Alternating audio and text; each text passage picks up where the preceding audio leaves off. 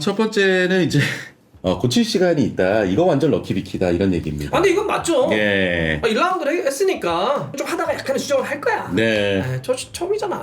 할 거라고 생각하세요? 그럼 럭키비키. 수정을 할 거다? 두 번째 저희가 이제 기대할 점. 솔라키 첫 경기부터 이제 좀 적응을 잘했으니까 이거 완전 럭키비키 아니냐. 첫 경기부터 완벽 적응? 세 번째입니다. 어린 선수들 강제로 경험치 먹고 있으니까 미래가 기대됨. 이거 완전 럭키비키. 전형적인 김 실장 시점입니다. 이거 김 실장의 말이다. 네. 이게 나 진짜 그러니까 육성이 정말, 들린다. 네. 프리미어리그 저희가 개막에 맞춰서 오늘의 팀 계속 전해드리고 있는데 네. 오늘 저희가 살펴볼 팀은 개막전에서 레스터시티와 무승부를 거둔 토트넘입니다. 자, 오늘은 전체적으로 이 개막전을 치렀기 때문에 네.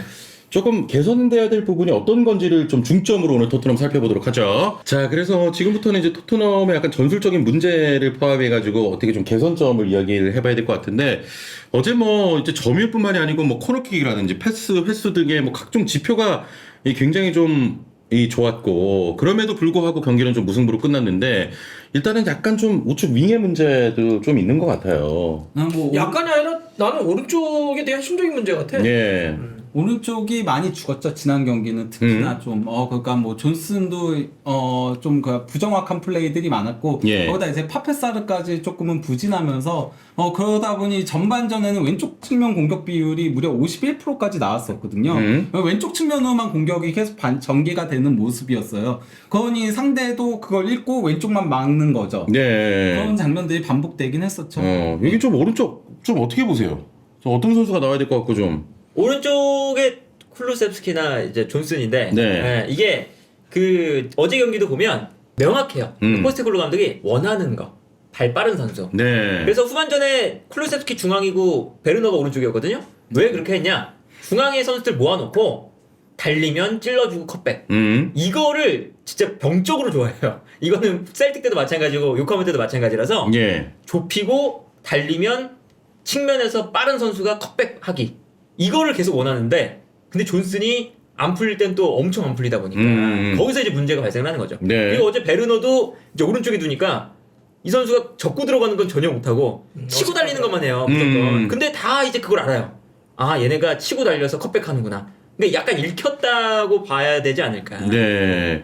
자, 일단 뭐 오른쪽 윙어의 문제는 뭐 지금 좀 심각한 것 같고. 자, 그리고 이제 손흥민 선수 같은 경우도 뭐 전반전에는 기회를 좀 만드는데 앞장섰습니다만 후반에 이제 별다른 활약 보이지 못했고 이제 풋볼 런던에서도 몇 차례 이제 번뜩이는 순간이 있었으나 충분하지 않았고 경기가 진행되면서 좀 점차 사라져갔다 이런 이제 평가를 또 내놓기도 했는데. 네. 저 보시면 우리 머리 위에 손흥민 선수가 굉장히 위에 뭐가 점이 있어요? 저거는 이제 그 볼 전진 캐리인 거거든요. 예. 5m 이상 볼을 전진한 거를 얘기를 하는 건데 볼을 끌고 전진한 거, 그러니까 드리블로 전진한 걸 얘기하는 건데 손흥민 선수를 그러니까 이건 그냥 손흥민 선수만이 아닌 네. 모든 선수들이 이제 포스테코글루 감독 밑에서는 윙에서 뛰게 되면은 사실 측면에서 위아래로 오르내리는 그러면서 측면 폭을 넓히는 플레이를 하거든요. 그래서 이제 뭐 볼이 없을 때도 저기는 이제 그 파란색인 건데 볼이 없을 때 이제 그 볼 점유 구역이 손흥민 선수가 굉장히 길게 돼 있죠. 길게 이렇게 오르내리는 형태로 되는 거고 이제 볼을 가지고 있을 때도 어쨌건 간에 측면에 거의 머물러서 플레이하면서 그러면서 볼을 끌고 올라가는 그런 역할을 직선적인 역할만을 조금 한다라는 건 거죠. 네. 그러면은 이제 손흥민 선수가 조금은 너무 제한적으로 플레이를 하게 되는 게 아닌가라는 생각이 들어서 예. 물론 그가 포스테코글루 감독이 왜 그렇게 윙을 쓰는지도 알겠고 하지만은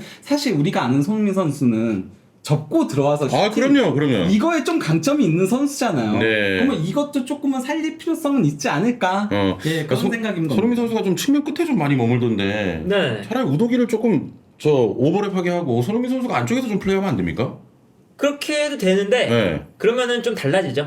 원하는 게. 그러니까 왜 그러냐면 우도기가 하고 있는 역할이 그 침투예요, 침투. 네. 침투는 기본적으로 앞을 바라보면서 달려가야 되죠. 근데 손흥민 선수가 앞에 있으니까 기본적으로 가운데로 들어가면 침투가 아니라 그냥 수비를 끌어주는 가운데로 모으는 역할만 하고 네네. 우도기는 오버래핑해서 측면. 이러면 또 그때 이렇게 그런 식으로 또 하면 손흥민 너무 가운데서 너무 공간이 좁아. 이렇게 돼요. 결국 이제 지금 포스테콜루 감독이 원하는 전술을 쓰려면 손흥민 선수의 장점도 같이 쓰려면 손흥민이 우도기 자리에 나와야 돼요. 네, 맞아요. 왜냐면- 저도 아, 그 그거는 생각했어요. 맞다. 저도 벌려준 사이에 파고드는. 측면에서 우도기가 끌어내고 뒤에서 네. 달려가니까 전방을 바라보면서 침투할 공간 찾은 다음 뛰어간다. 네. 손흥민이 되려면 우도기가 돼야 돼요. 손흥민이. 그러니까 왜 그러냐면 지금 포테골 감독은 극단적으로 양쪽 풀백 포로하고 우도기를 미드필더로 갖다 놓은 다음에 이들을 전진시켜. 그렇죠. 그 다음에 45도 박스 근처까지 올라가. 그러니까 오히려 거기가 감차가 나올 수 있는 그렇죠. 각도가 나오지. 그렇죠. 아니, 그 다음 장면 좀 보여주세요. 이거 보면은 포로 같은 경우는 존슨보다 더 위에서 뛰고 있거든요. 존슨이 못해서 저래. 아무튼 그렇고 이제 또 이제 우도기도 굉장히 많이 올라가 있잖아요. 예. 그러니까 사실 센터백 둘 죽어나는 거거든요. 저거. 그래서 이제 이 오른쪽 노란색 들어가 있는 거 한번 보세요. 저게 슈팅을 때릴 수 있도록 패스를 받은. 예. 근데 그걸 수치화한 건데 솔랑키가 들어간 다음에 어떤 변화가 있냐면 솔랑키가 압도적으로 슈팅할 수 있는 패스를 받습니다. 그러니까 이 그래프는 뭐냐면 솔랑키에게 마지막 슈팅 때릴 수 있는 패스가 다 집중됐다는 거예요. 소니는 어디 있어요? 한참 내려와 있죠? 0.29. 예. 나머지 선수들은 비슷해요. 그러니까 거의 솔랑키로 집중되면서 소니는 앞에 그래프와 함께 묶어서 얘기드리자면 볼을 캐리하는 선수로 쓴 거야. 그렇죠. 아, 슈팅을- 그렇지. 볼을 캐리해서 주면 솔랑키가 마무리하는, 그러니까 소니를 피니셔로 쓴 게 아니라 캐리로 쓴 거죠. 아, 그럼 여기서 좀 의문이 드는 게, 물론 솔랑키가 이제 그런 부분이 잘하는 선수니까 저렇게 이제 패스가 가는 건 맞다고 생각이 드는데, 그래도 진짜 순도가 높고 주득점 오는 손흥민 선수인데 조금 더 이렇게 분산돼서 와야 되는 거 아니야? 너무 그러니까- 좀 차이가 나. 그리고 전체적으로 이제 그 갈피를 못 잡고 있는 거죠. 저것도 아, 사실은 그렇게 맞아요. 보면 됩니까? 네, 예. 왜냐면 밀집 수비 있는데 예. 손흥민 선수 가운데서 뭐 몸싸움하고 있을 건 아니잖아요. 그렇기 때문에 저기서 이제 손흥민 선수에게 득점을 만들어줘야 된다. 그러면 공간을 손흥민 선수에게 잘 만들어주고 네. 거기서 손흥민이 슈팅을 하게 만들어야 된다. 근데 이게 전술적으로 구현하기가 매우 어려운 일이죠. 네, 그러니까 단순하게 가려면 솔랑케 크고 제공권 있고 어제 잘하잖아요. 비벼 이렇게 막 부딪혀주고 네네. 솔랑케한테 크로스. 그럼 솔랑케가 어쨌든 받아서 돌아선 다음 마무리.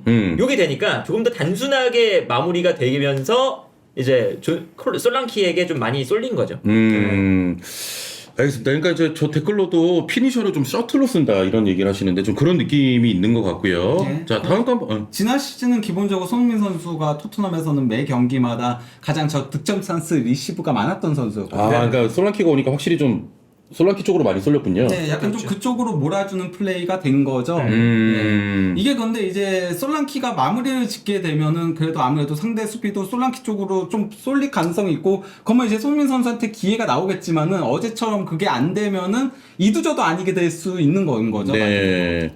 물론 또 첫 경기니까. 네, 그렇죠. 좀 호흡이나 이게 맞춰 첫 떨어지면은 또 찬스가 날 수 있을 것 같고요. 자, 다음 거 한번 볼까요? 요거는 어떤 걸 의미하는 거죠? 이게 그러니까 어떤 거냐면요. 그 하이 턴오버 자체가 이제 그 공격 진영에서 상대한테 이제 소유권 뺏어가지고 공격하는 걸 얘기를 하는 거거든요.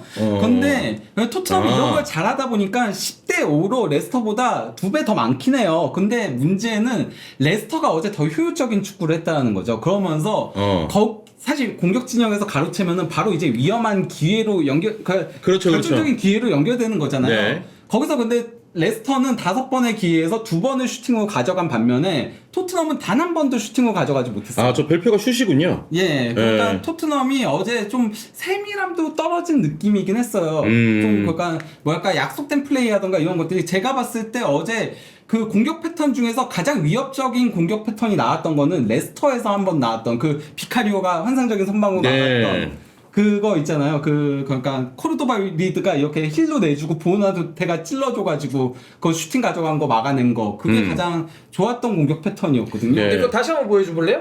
그러니까 이제 이 하이 턴오버라고 하는 게, 그러니까 상대 지역에서 볼을 뺏어가지고 우리가 빠르게 카운트하는 걸 얘기하는 거예요. 네. 근데 그러면 왜 이런 현상이 나왔냐는 거예요. 왜? 그러니까 난 저거를 보면서도, 그러니까 이유는 알겠어. 저렇게 뺏어서 슛 카운터를 치더라도 최대한 만들어서 슈팅해라. 이런 팀들이 갖고 있는 전술적 특징이에요. 그러니까 계속 만들지. 어제 소니가 그 장면 있잖아. 막 굉장히 좋은 장면에서 때려도 되는데 스루볼을 줘가지고 컵백하다가 잘린 게 있어요. 네네네. 그러니까 그러면 때려도 되거든. 그러니까 나는 슈팅은 조금 더 때려봐도 될 것 같아. 그러니까 이게 그 클롭이 소위 얘기하는 팹류의 축구를 그러니까 나름의 이렇게 뭐 비판하면서 그런 얘기를 좀 한 적이 있죠. 아 너무 만들어. 너무 잘게 썰어 들어간다. 이게 너무 예쁜 음악이야. 예. 할 때 그냥 막 두들기는 거지. 약간 그 느낌이 좀만 결합해도 좋을 것 같아. 그리고 저는 조금 더 다이렉트한 축구를 했으면 하는 바람이고요. 그러니까 같은 너무 견이네. 다이렉트한 축구를 안 하다 보니까 사실 그 점유도 그렇고 그리고 또 이제 상대 진영에다가 특히 전반전은 아예 가둬놓고 플레이를 했거든요. 예. 그래서 상대 진영 그 박스한 폴터치 차이가 어마어마하게 컸어요. 그런데 그럼에도 불구하고 위협적인 슈팅은 도리어 레스터 쪽에서 더 많이 나왔거든요. 그러니까 도리어 토트넘은 라인을 올렸다가 뒷공간이 털리면서 위험한 상황들을 내주고 반면에 토트넘은 빠르게 공격을 해나가도 될 때도 그때도 거쳐 가니까 이미 상대가 내려오는 거예요. 예. 아니 근데 이제 그 얘기 하셨잖아요. 그러니까 뭐 이렇게 계속 찬스 나는데도 좀 만들어 가려고 한다. 그거는 감독의 주문이야? 아 무조건 감독 주문이죠. 그러니까 거기서는 좀 뭐 이렇게 예를 들면 빌드업 같은 거 있잖아. 우리는 막 그런 거 있잖아. 아유야 상대가 압박 들어오면 좀 질러내. 근데 안 질러내잖아. 그럼 감독이 질러내지 말라고 한 거야. 만약에 연습하는데 그런 데서 질러내잖아? 그러면 야 너 혼나. 나와. 뭐라 하지? 야 만들어. 뺏겨대니까 만들어. 이런 거지. 그러니까 저런 데도 보면 그러니까 의식적으로 그렇게 얘기를 한 거지. 만들어서 최대한 정교하게 슈팅 때려라. 이렇게 되는 거지. 네, 알겠습니다. 그러니까 좀 비효율적인 축구를 한다 이렇게 좀 느껴지기도 하고요. 지금 현재 네. 토트넘 개막전은. 자, 그래서 저희가 이제 약간 이제 토트넘의 축구 개막전에 이제 문제점을 말씀드렸지만 지금부터는 이제 기대할 점 럭키비키 이야기를 좀 나 나눠보도록. 매기는 거냐? 자, 그래서 물론 개막전 경기 좀 아쉬움도 많았습니다만 네. 이제 첫 경기고요. 그렇고 또 앞으로 그래도 기대할 점, 토트넘의 이제 기대할 점 무엇인지 좀 살펴보도록 할 텐데 일단은 저 머리 위에 있네. 오도베르가 크로스! 솔랑키 헤더! 팬들이 와! 그래도 솔랑키가 일단은 좀 잘 왔고 또 그리고 오도베르라는 또 자원이 있기 때문에 여기서 이제 기대하는 점이 좀 있지 않겠느냐 이런 얘기고 일단 좀 한 세 가지로 기대할 점을 좀 꼽아봤는데 저희가 첫 번째는 이제 고칠 시간이 있다. 이거 완전 럭키비키다 이런 얘기입니다. 아 근데 이건 맞죠. 예. 1라운드를 했으니까. 그리고 이제 나는 약간 포스테코글로 감독이 고민할 거라고 봐요. 그러니까 첫 시즌 때는 나 사실 이거 몇 번 얘기했었는데 토트넘이 그 전에 콘테나 무리뉴 감독의 완전 결이 다른 축구였기 때문에 새로운 축구를 이식하기 위해서는 나는 첫 시즌 때는 다른 거 안 쓰는 게 난 좋았다고 봐요. 근데 두 번째 시즌은 좀 하다가 약간의 수정을 할 거야. 네. 처음이잖아. 할 거라고 생각하세요? 아이 그럼 수정을 할 럭키비키 거다? 럭키비키. 초긍정적 사고. 알겠습니다. 자, 그리고 이제 두 번째 저희가 이제 기대할 점, 토트넘. 솔랑키 첫 경기부터 이제 좀 적응을 잘했으니까 이거 완전 럭키비키 아니냐. 이건 페노가 전문이지. 예. 첫 경기부터 완벽 적응? 너무 그러니까. 이건 그 내가 말을 바꿨잖아. 그래도 럭키비키가 좀 좋은 아니라 모습 보였으니까. 저 럭키비키는 김 실장 행복회로라고 하네. 행복. 근데 솔랑키가 첫 번째 경기 치고는 네. 나쁘지 않아. 네, 그럼요. 그리고 이 좋았던 게 뭐냐면 단순한 크로스가 생기기 시작했어요. 토트넘 계속 막 이 측면에서 주고받고 컵백 이것만 했잖아요. 네. 근데 어제 경기 보면 솔랑키가 있으니까 그냥 포로 크로스, 손흥민 크로스 이것도 네. 어느 정도 통해요. 그래서 이런 거가 생긴 것만으로도 일단 솔랑키가 첫 경기는 그래도 네. 합격점이다. 하나의 무기가 또 생긴 거니까. 네, 그러니까 이게 뭐 1,000억짜리면 첫 경기부터 잘해야 되는 거 아니냐. 네. 근데 토트넘 입장에서는 뭐 분명히 솔랑키는 비싸게 샀지만 토트넘 입장에서는 그 정도 금액을 지불할 만큼 급했다. 이렇게 좀 봐야겠죠. 네. 프리시즌 동안 단 한 경기도 같이 안 뛰었잖아요. 그러니까 발에 맞춘 적이 없는데 이번이 그렇지. 첫 경기 치고는 그래도 잘 맞은 편이었다. 네. 다만 이제 슈팅이 조금 정면을 향해서 아쉬웠죠. 럭키비키 이것도 이제 럭키비키로 좀 꼽을 수 있을 것 같고요. 자, 그리고 기대할 만한 점 세 번째입니다. 어린 선수들 강제로 경험치 먹고 있으니까 미래가 기대됨. 이거 완전 럭키비키. 전형적인 김 실장 시점입니다. 이거 김 실장의 말이다. 네. 이게 나 진짜 그러니까 육성이 정말- 들린다. 네. 토트넘 예. 15년 사랑하면 이 정도는 얘기해야지. 근데 뭐 베리발이나 아치그레이 같은 선수들이 뭐- 어쨌든 프리시즌 때부터 열심히 뛰고 있으니까. 네. 근데 베리발 이런 친구는 어제 보면 볼을 잡을 때 확실히 그 나이에 감각은 있는데 근데 이게 보니까 되게 어려운 상황이잖아요. 뭔가 원정에서 골을 넣어야 되는 상황이고 좀 급한 상황이 되다 보니까 거기서 약간 좀 미스가 나오긴 하더라고요. 그런데 기본적으로 이게 재능은 갖고 있는 것 같아요. 예. 그런 압박 속에서도 볼을 소유하는 걸 보면.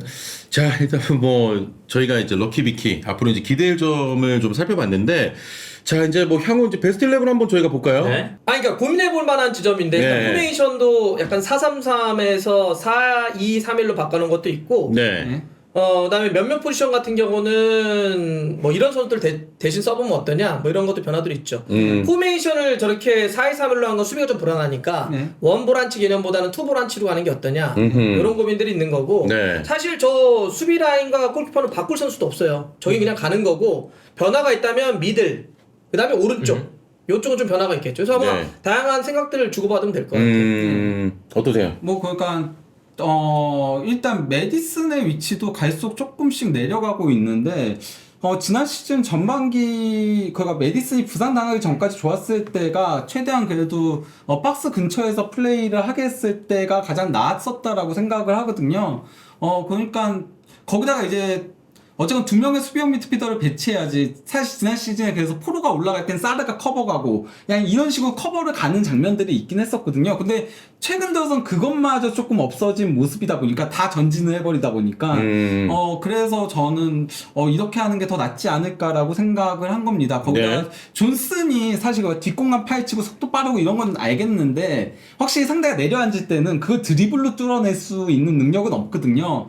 그러다 보니 이제 오도베르를 조금은 그래도 적극적으로 활용을 해봐야 되지 않을까 네. 그런 생각이 드는 거죠. 일단 뭐 오도베르가 일단 개막전을 못 뛰었습니다만 이제 뭐 이제 뛸 수 있는 상황이 이제 될 것 같고. 네, 그렇죠. 예, 그리고 이제 뭐 오른쪽 관련해가지고 뭐 클럽세스키가 어떠냐 뭐 이런 얘기도 하는데 편은 요거 베스트 11 좀 어떻게 보세요? 뭐 쿨루세스키가 나와도 좋지 않을까?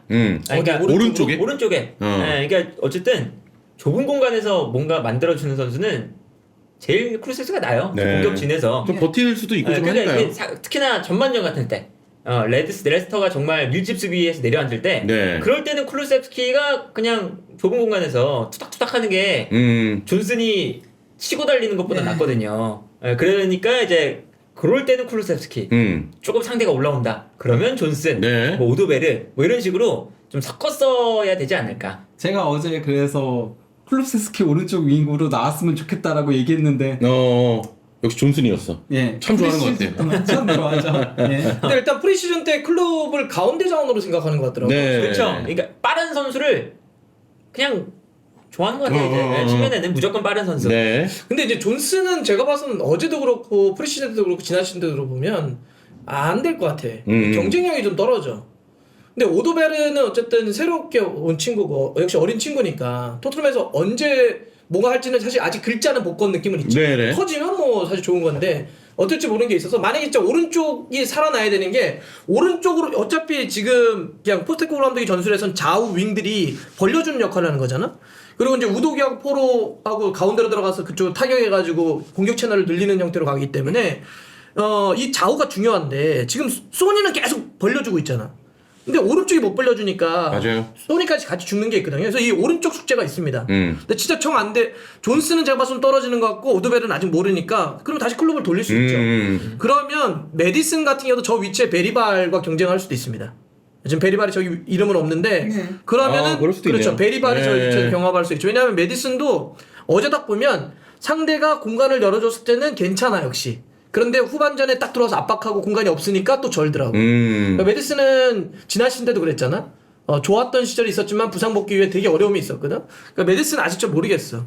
그다음에 이제 뭐 수비형은 뭐 저런 정도 되지 않을까 싶은데 수비도 밸런스를 위해서는 약간 수비적으로 두 명을 쓰는 게 어떠냐. 네. 아 이렇게 얘기하니까 확실히 오른쪽이 좀 문제다. 문제죠. 토트넘. 문제, 오른쪽. 고민이에요 고민. 네. 알겠습니다. 이렇게 이제 뭐 베스트 11도 한번 꼽아봤고. 소니를 오른쪽으로 가고 왼쪽을 베르너 가자. 근데 베르너도 드리블로 뚫는 유형은 아니어가지고 속도로 뚫는 근데 유형이지. 베르노도 사실. 베르너가 제일 낫긴 해요. 네, 근데 손흥민을 오른쪽에 두는 건 좀 비효율적이긴 하죠. 그럼 소니가 또 너무 저거 할 것 같은데. 소니가 어쨌든 가장 자신이 익숙하고 좋아하는 데는 왼쪽이니까. 왜냐면 팀의 에이스인데 제일 잘 뛰는 데서 뛰게 그건 해야지. 맞죠. 그래서 오른쪽으로 가게 되면은 다 죽어버릴 수 있으니까. 근데 오른쪽으로 가면은 나름 포로하고의 저런 호흡은 좀 기대해 볼 만한 요소긴 하네요. 우도기보다 포로가 더 패스 연결 같은 것들은 잘해주니까. 근데 뭐 그렇게 할 것 같진 않다 진짜. 예, 감독이. 그냥 제일 쉬운 방법은 오른쪽에 좋은 선수 영입하면 돼요. 아 제일 쉽기는 한데. 애제 뭐 있는데. 네. 어제 저렇게 오른쪽이 잘 안 되니까 댓글에 가장 점유율이 높았던 게 민혁이 가능성이 있다. 우리 양민혁 가능성이 있다. 1월에 합류하는데 저 존스라고는 비벼볼 만하다. 야, 자은민 우민혁으로. 예. 자, 이렇게 일단 좀 정리를 해봤고, 이제 토트넘의 향후 경기를 보면은 2라운드 이제 에버턴이고요. 뉴캐슬, 아스널, 브렌트포드, 뭐 맨유, 브라이턴 이렇게 차례로 좀 상대를 하게 되는데 일정이 좀 쉽진 않은 것 같은데? 이거 보면은 뉴캐슬 만나고 아스널 만나고 브렌트포드, 맨유까지 계속 브라이턴도 만나고. 네네네. 사실 거기가 에버턴하고 2라운드에서 그것도 홈 어쨌건 첫 경기인 거잖아요. 요거는 이기겠지 뭐. 저거 무조건 이겨야 돼요. 저거 이겨야 돼 무조건. 네. 저거 못 이기면은 그 큰일 다음 진짜 어려운 일정으로 갑니다. 예, 그 브렌트포드전 정도 제외하고는 쭉 힘든 아니 일정이거든요. 웨스트햄도 그렇고 뭐 크리스탈 필리스 쉽지 않잖아. 아스톤 빌라도 있고. 예, 브라이턴도 지금 뭐 개막전부터 3대0 대승 거둔 팀이고. 와, 입스위치는 그렇다 치고 그다음 또 맨시티야. 예. 예. 지금 토트넘은 이렇게 13라운드까지 일정을 보면 좋은 건 딱 하나 있습니다. 시간대. 시간 보자. 와, 11시. 와, 기가 막혀. 아씨. 11시. 시간대 죽입니다. 시간대 시간은- 좋은 거 말고는 좋은 게 없어요. 아, 개막전 빼놓고는 시간대는 진짜 좋은데. 아, 잘 주말하고 진짜. 아, 근데 지금 상대가 너무 세. 와, 진짜 형 일정이 좀 쉽진 않습니다. 일단은 뭐 다음 라운드 8월 24일 토요일 밤 11시에 치러지는 에버턴은 꼭 잡아야 될 것 네네네. 같고요.